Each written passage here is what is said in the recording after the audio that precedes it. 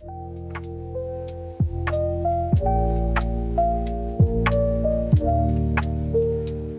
bienvenidos a este capítulo titulado Ecos de una ausencia de alianza literaria, en el que exploraremos el tema nostalgia y miedo basándonos en el texto Antígona González, escrito por Sara Uribe Sánchez en 2012. Antes que nada, empezamos a descubrir. ¿Quién es Sara Uribe? ¿Ustedes la conocen? Ella es una escritora mexicana originaria de Querétaro que se ha destacado por su estilo único y comprometido que aborda temas como la migración, violencia, identidad, exilio y desaparición. Este último tema mencionado es la problemática central de esta obra, el que nos permite tener una visión más amplia y cercana a los sentimientos y emociones que una persona experimenta al pasar la desaparición de alguien con quien tiene un lazo afectivo. Pero, ¿qué tiene de importante leerlo? Nos ayuda a informarnos de casos que el gobierno y medios de comunicación esconden o lo invisibilizan, como si no valiera la pena tantas desapariciones forzadas. Desafortunadamente, nuestra sociedad tiene muy normalizado las desapariciones forzadas, y esto contribuye a que se queden en el olvido, sin que haya justicia, y sus seres queridos queden con el vacío de esa pérdida. También hablemos de cómo Sara nos muestra que no hay justicia para estas personas. Nos ayuda a enfatizar con las víctimas y sus seres queridos sobre la magnitud de su dolor, que es una lucha continua. Hay que reflexionar sobre las desapariciones forzadas en México y su búsqueda de la justicia, la memoria, la dignidad humana y el derecho a la verdad. Pero, ¿cuántas veces no hemos visto una noticia en la televisión o en el periódico sobre casos de desaparición? ¿Les hemos tomado la importancia que merecen?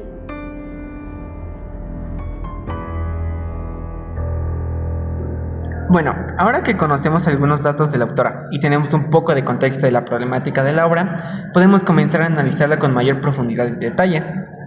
¿Qué les parece si comenzamos a leer algunos fragmentos que hemos rescatado del libro? Me parece excelente, pero antes hay que recordar que estos fragmentos los estaremos analizando con base en la nostalgia y el miedo.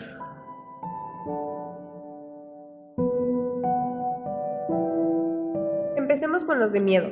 Son de los mismos, nos van a matar a todos, Antígona. Son de los mismos, aquí no hay ley, son de los mismos, aquí no hay país, son de los mismos. No hagas nada, son de los mismos. Piensa en tus sobrinos, son de los mismos. Quédate quieta, Antígona, son de los mismos. Quédate quieta, no grites, no pienses, no busques, son de los mismos. Quédate quieta, Antígona, no persigas lo imposible. ¿Qué opinan respecto a este fragmento que les acabo de leer? Es un interesante fragmento, pues aquí podemos ver un claro ejemplo del miedo, pero no es de parte de Antígona, ya que a lo largo de la obra nunca se muestra como alguien vulnerable, sino todo lo contrario, valiente, decidida, perseverante, etc. En este caso, la autora nos está dando la perspectiva de las personas alrededor de Antígona, que también eran familiares de Tadeo o tenían un vínculo emocional con él. Yo considero que la autora nos habla de dos tipos de miedo en este fragmento. El primero es el miedo a las personas responsables de la desaparición de Tadeo. El miedo de no saber realmente en dónde podrían estar. Las personas no se sienten protegidas a salvo con los policías o militares. Es más, estos mismos son constante fuente de miedo, ya que vivimos en un país en que las autoridades y el crimen organizado son prácticamente lo mismo. La autora busca enfatizar esto con la repetición constante de la frase "son de los mismos". El segundo tipo de miedo que nos presenta es el miedo a actuar, a exigir la justicia que merecen. Tienen tanto miedo a las consecuencias que esto podría producir que prefieren ignorarlo y quedarse callados. Inventan una excusa, se mienten a sí mismos para de alguna manera saciar esa necesidad de saber en dónde se encuentra Tadeo, en especial para sus hijos, a los que sus familiares prefieren proteger de la cruda realidad que pudo haber vivido su padre. Por esto le piden a Antígona que no haga nada, que por más impotencia y enojo que tenga, escoja el camino que ellos decidieron tomar para reducir las pérdidas. Llega a ser hasta irónico, ¿no? Como si una familia decide buscar a sus seres queridos desaparecidos, terminan desapareciendo más. Tengo otro fragmento. Ellos insisten en que estás vivo porque los enceguece el miedo. Ellos repiten y repiten que vas a aparecer cualquier día de estos, pero cuando callan, los rasga el miedo. Ellos se atreven a argumentar que lo más probable es que te hayas ido con otra mujer, pero los desmiente su propio miedo. Reprueban que busque tu cadáver y es miedo. Ellos no quieren fotografías ni que sus nombres se publiquen, y yo los entiendo, porque tienen miedo. ¿Tienen alguna opinión? Yo quisiera decir que se nota sin duda alguna el sentimiento de miedo. Miedo que se presenta en los familiares de Tadeo, hermano de Sandra. Este miedo de alzar la voz y pedir justicia por su desaparición. Y también el miedo de la realidad. Se dejan cegar por el miedo, sin querer ver la verdad. Él ya no está. Se aferran a una idea equivocada. A tal punto se puede comprender, sus familiares usan este miedo como un mecanismo de defensa para no aceptarlo. La frase "se fue con otra mujer o ya aparecerá" solo nos demuestra que a través de esto ellos nos reflejan su vulnerabilidad.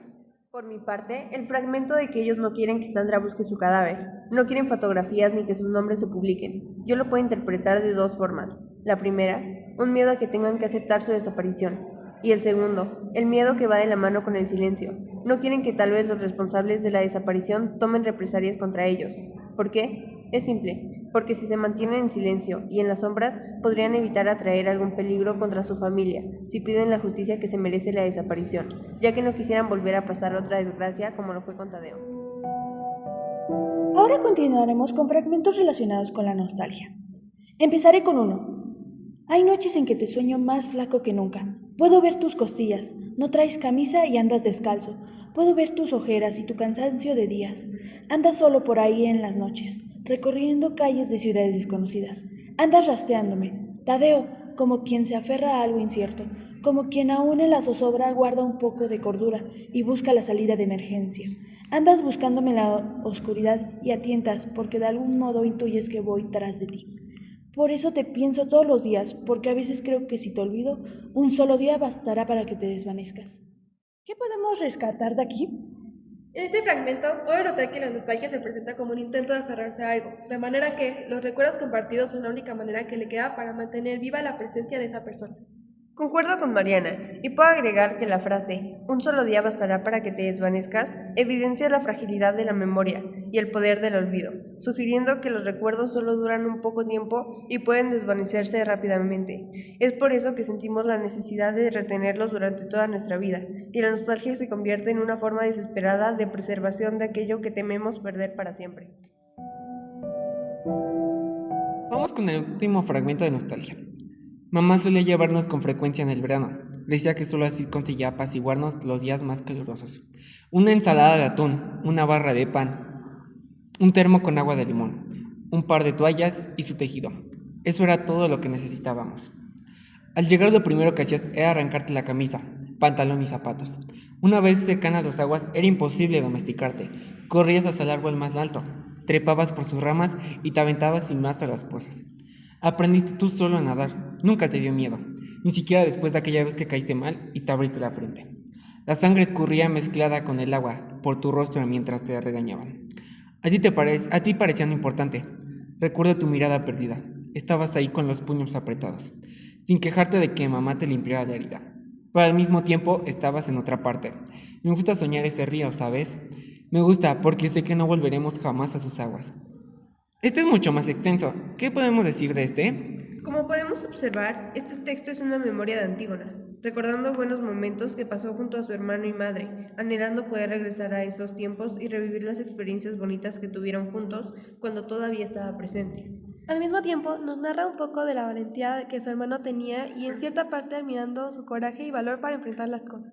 Además, en este texto podemos notar la nostalgia bastante presente, pues al extrañar a alguien comenzamos a recordar los detalles de su personalidad, palabras y gestos que pudieron influir en nuestra relación con esa persona y cómo nos deja marcas su ausencia en nuestras vidas. Desde mi punto de vista y un poco de experiencia personal, cuando perdemos a un ser querido, estos recuerdos llegan a volverse un refugio de tristeza que se siente tras su ausencia, aliviando un poco la sensación de vacío que nos dejó esta pérdida. Al seguir recordando estos detalles, mantenemos presente a la persona y honramos su memoria. Pero también nos pueden llegar emociones negativas, como la ira al no poder reparar el daño ocasionado, atándonos al pasado y a la vez motivándonos hacia una lucha por la justicia.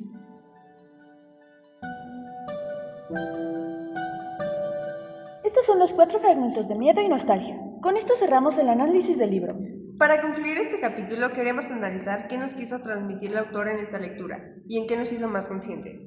Desde nuestra perspectiva, Antígona nos quiso transmitir las emociones que se llegan a sentir con estos casos, más de la experiencia narrada, con lo que intenta que lleguemos a comprender y empatizar un poco más con las familias afectadas. Además de alzar la voz para poder hacer justicia sobre lo ocurrido a estas víctimas y el sufrimiento de sus familias o seres queridos. Nos parece una gran lectura que invita a querer saber más por estos casos y no minimizarlos o normalizarlos. Creemos que es el tipo de lecturas que nos nutre más como personas, al hacer que nos demos cuenta de las situaciones que se están viviendo y los medios invisibilizan o que nosotros mismos deshumanizamos. Nosotros nos centramos un poco más en el miedo y la nostalgia que este texto transmite, pues es un tema bastante emocional y a veces dejamos de lado los sentimientos de las familias. Admiramos grandemente el trabajo y la lucha de esta autora, ya que no es solo un texto para dar conciencia, es un texto muy relevante de una experiencia real, lo que hace que sea un tema más complicado de explicar de la manera más entendible posible, y aún así lo logró.